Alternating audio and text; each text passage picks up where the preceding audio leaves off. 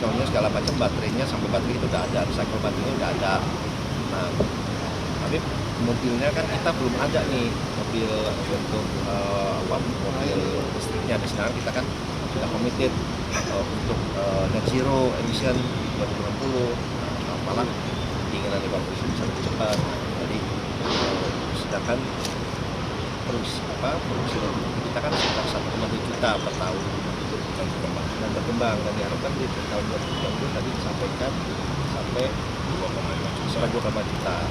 Ya maksudnya masa kita hanya tidak bisa berperan lebih besar dan kasih yang nasional Indonesia untuk pengembangan mobil listrik, baterai, untuk kita dari segi investasi mempunyai kemungkinan untuk mengembangkan juga mobil listrik, investasi yang bisa masuk untuk itu. Tapi ke situ sih itu karena potensi tadi bicara ya kita kan potensi dari nikelnya segala macam, baterainya sampai baterai itu udah ada, recycle baterainya udah ada.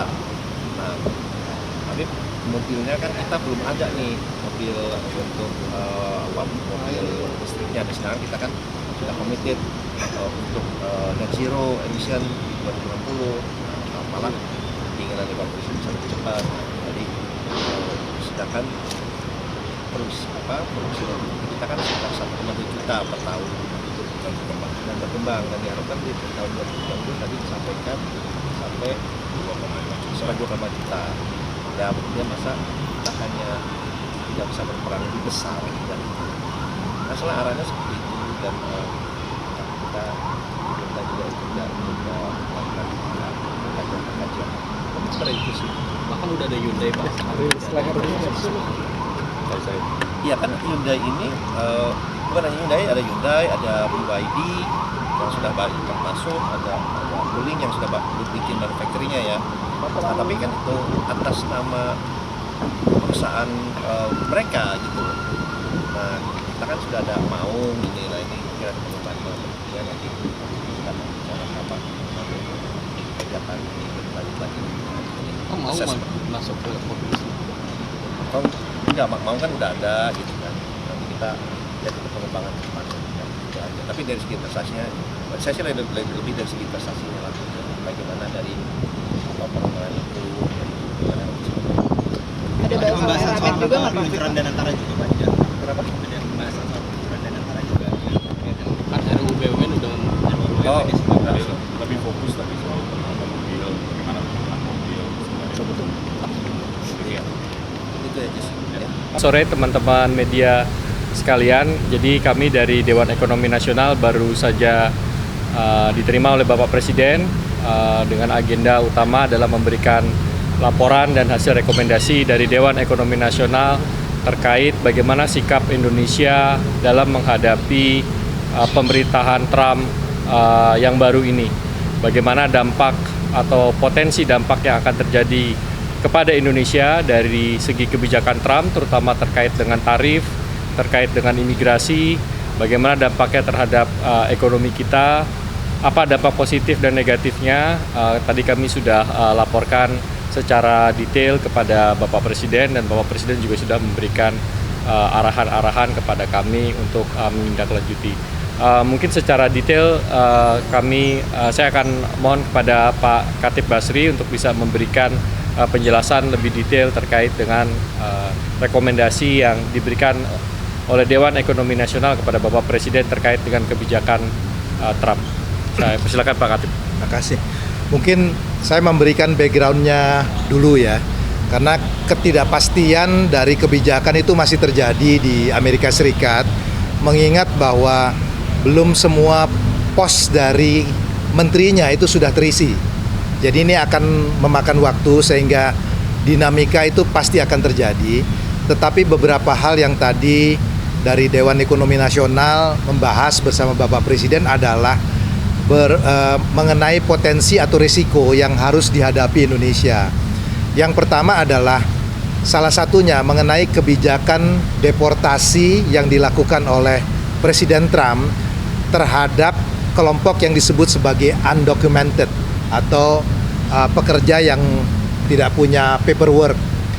Karena banyak pekerjaan di Amerika Serikat itu untuk terutama yang unskilled itu dipegang oleh pekerja-pekerja dengan upah yang rendah, yang banyak dari mereka itu adalah undocumented workers. Jadi kalau ini kemudian dipulangkan, maka posisi ini harus digantikan oleh orang yang dengan tingkat upah yang lebih tinggi. Sehingga risikonya itu adalah inflasi di Amerika akan naik. Kalau inflasi di Amerika akan naik, maka The Fed itu mungkin tidak mudah untuk menurunkan bunga, bahkan mungkin akan meningkatkan bunga. Sehingga risiko pertama yang harus dihadapi Indonesia adalah mungkin interest rate-nya di Amerika masih akan relatif tinggi. Yang kemudian yang kedua adalah strong dollar. Ini tentu akan berpengaruh. Di dalam kondisi seperti ini tadi kami membahas bersama Bapak Presiden dan kami rekomendasikan ruang untuk kebijakan moneter dengan fiskal itu relatif terbatas. Nah, yang penting dilakukan dan Bapak Presiden tadi juga mendukung adalah dilakukan yang namanya structural reform, menyangkut mengenai penyederhanaan izin, perbaikan iklim investasi, implementasi dari GovTech yang semakin cepat. Karena kalau misalnya digitalisasi dilakukan, itu proses dari bureaucratic hurdles-nya itu akan bisa diatasi. Ya, jadi langkah-langkah seperti ini yang tadi kami bahas dan Bapak Presiden mendukung sepenuhnya untuk perbaikan iklim investasi. Mungkin Pak Firman ada yang ingin ditambahkan selain itu, silakan.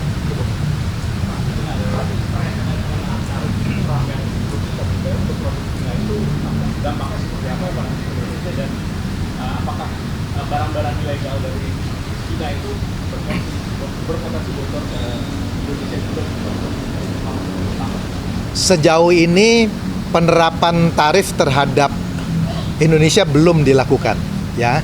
Mereka masih terbatas pada Cina 10%, itu pun belum seketika, kepada Kanada dan Meksiko. Tetapi kita harus melihatnya agak lebih general karena begini. Dengan penerapan tarif 10% terhadap Cina dan juga ada trade war antara Amerika dengan Cina, itu bukan tidak mungkin basis produksi akan berpindah dari Cina ke negara-negara yang tidak dikenakan impor tarif. Salah satunya Indonesia. Nah, tentu Indonesia harus bisa memanfaatkan kesempatan dari relokasi ini. Itulah yang tadi kami sampaikan kepada Bapak Presiden, pentingnya untuk perbaikan iklim investasi, konsistensi dari kebijakan, kepastian usaha. Karena kalau ini yang terjadi, maka posisi Indonesia sebetulnya bisa diuntungkan, ya, karena ada relokasi dari basis produksi dari Cina kepada Vietnam, dan mungkin kalau Vietnam nanti terlalu penuh akan lari kepada Indonesia. Jadi ada semacam simulasi yang dilakukan, dari perhitungannya itu menguntungkan Indonesia, tetapi syaratnya adalah bahwa kita harus melakukan reform. Tanpa itu kita belum bisa mendapatkan manfaatnya. Mungkin itu ya.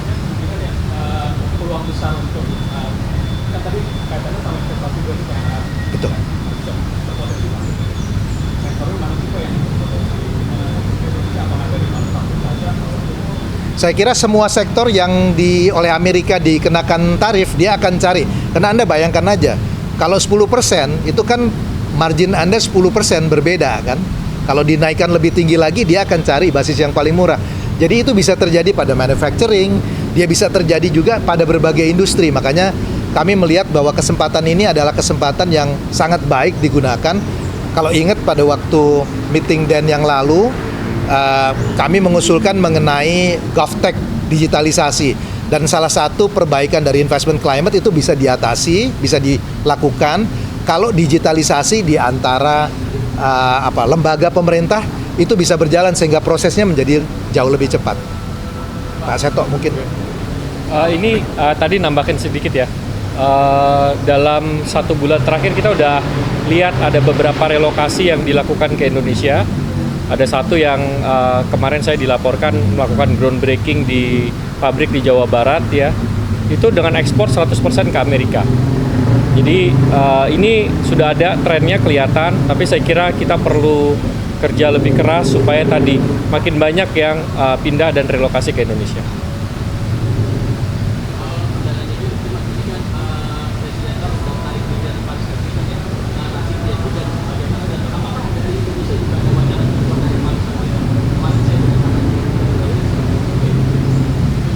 Ya, saya kira nanti kita perlu lihat ya, karena tadi Pak Khatib sampaikan ini masih banyak uncertainty kebijakannya ya terkait dengan hal ini ya. Jadi ini yang saya kira nanti kita perlu pelajari lebih lanjut. Tapi pada intinya transisi energi itu harus disesuaikan oleh masing-masing negara ya. Jadi tidak bisa satu formula yang diterapkan kepada seluruh negara, nggak bisa. Jadi kita juga harus punya metode transisi energi sendiri yang tadi bisa menyeimbangkan kepentingan ekonomi juga. Kita tidak mau juga terlalu mendorong agresif, nanti harga-harga jadi mahal gitu ya, atau nanti proses produksinya terganggu, industrinya terganggu. Jadi memang ini harus ditentukan skenario strateginya sendiri oleh Indonesia. Ya kita masih tunggu, so far sih belum ada pergerakan apapun. Terus masih tentang pendanaan itu juga, dengan dihentikannya ini apakah sudah ada juga rekomendasi dari dan juga Pak Presiden untuk mencari investor-investor lain? Ya kita belum kaji secara spesifik untuk itu. Karena tadi seperti disampaikan, itu belum seluruh posisi kementeriannya di Amerika itu diisi. Jadi kalau mau tahu secara pasti kebijakannya, Anda kan juga lihat kan di media, mau diterapkan tarif sekian, ternyata prakteknya angkanya berbeda ya. Jadi kita masih lihat bahwa pola ini masih akan, dinamikanya masih akan terjadi dalam beberapa bulan. Setelah itu settle baru kita bisa tahu pasti polisinya. Oke. Oke.